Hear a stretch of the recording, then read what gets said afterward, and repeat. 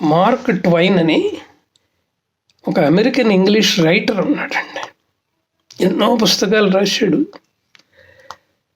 ప్రపంచాన్ని కూడాను ఉర్రూతలొగించాడు. అంటే అద్భుతంగా ప్రభావితం చేశాడు అన్నమాట.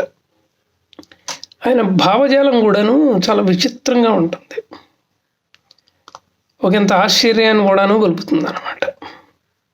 ఆయన ఏమంటాడంటే, all you need in life is ignorance and confidence and then success is sure అంటాడు. అదేంటి, ఏమీ తెలియని తనము అలాగే ఆత్మస్థైర్యం కనుక ఉంటే నువ్వు అనుకున్న సాధిస్తావన్నది ఆయన భావన అన్నమాట. కొంత కన్ఫ్యూషన్గా ఉంటుంది. ఆయన అడిగారు, కొంచెం వివరంగా చెప్పండి బాబు, మాకేమీ అర్థం కాలేదంటే ఆయన ఏమన్నాడంటే, నేను జీవితం అంతా పుస్తకాలు రాసుకోవడం, పుస్తకాలు చదవడం తప్ప ఏమీ చేయలేదు, కానీ ఏనాడు పశ్చాత్తాపానికి గురి కాలేదు అన్నాడు. అంటే ఏదో చదవాలి అన్న తృష్ణ తప్ప నాకు ఇంకేమీ లేదు జీవితంలో అని చెప్పాడండి. అది నిజమే. ఎందుకంటే పుస్తకాలు చదువుతూ ఉంటే జ్ఞానం వస్తుంది, జ్ఞానం రావడం ద్వారా కాన్ఫిడెన్స్ వస్తుందని ఆయన భావం అన్నమాట. అయితే భిన్నంగా ఇంకో మాట కూడా అంటాడు ఇంకో చోట. ఏమంటాడంటే, చాలామంది ఉదయాన్నే లేవాలి అని అంటూ ఉంటారు, కానీ జీవితం అంతా నేను ఆలస్యంగానే లేచాను, కానీ ఏనాడు పశ్చాత్తాపానికి గురి కాలేదు అంటాడు. అంటే ఆయన ఉద్దేశం ఏంటంటే, ఇష్టమైన పని నిజంగా ఎంత సంతృప్తినిస్తుందో చెప్పలేను అని. నిద్రపోతాడు, పోయేటప్పుడు మటుకు హాయిగా పోతాడు. పుస్తకం చదవాలన్నా రాయాలన్నా అద్భుతంగా రాసుకుంటాడు. అంటే ఒక విధంగా నిద్రకి ఎంత ప్రాముఖ్యత ఇస్తాడో పుస్తకాలు చదవడానికి రాయడానికి కూడాను అంత ప్రాముఖ్యత ఇస్తాడండి ఆయన. ఈయన గురించి చదువుతూ ఉంటే నాకేమనిపించిందంటే, అంటే నేను కూడా రాసుకున్నాను. కొంతమంది మేధావుల గురించి మనం వింటూ ఉన్నా చదువుతూ ఉన్నా మనకు కూడా కొత్త భావాలు వస్తాయి. నేనేమని రాసుకున్నానంటే, reading is a coolant oil in a vehicle to have a smooth journey of life at any stage. వెహికల్లో కూలెంట్ ఆయిల్ ఉందనుకోండి, అది ఇంజన్ వేడెక్కకుండా ఒక సమత స్థితిలో ఆ వేడిని అలాగ మెయింటైన్ చేస్తూ ఉంటుంది అనమాట. అప్పుడు వెహికల్ స్మూత్గా వెళుతూ ఉంటుంది. లేకపోతే ఇంజన్ కాలిపోయే ప్రమాదం ఉంది, పేలిపోయే ప్రమాదం ఉంది.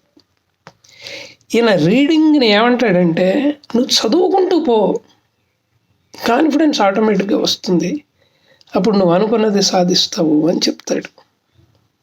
అంటే ఒక విధంగా చెప్పాలి అంటే మార్క్ ట్వైన్ చాలా ప్రాక్టికల్ మనిషి అండి, చాలా ప్రాక్టికల్ మనిషి.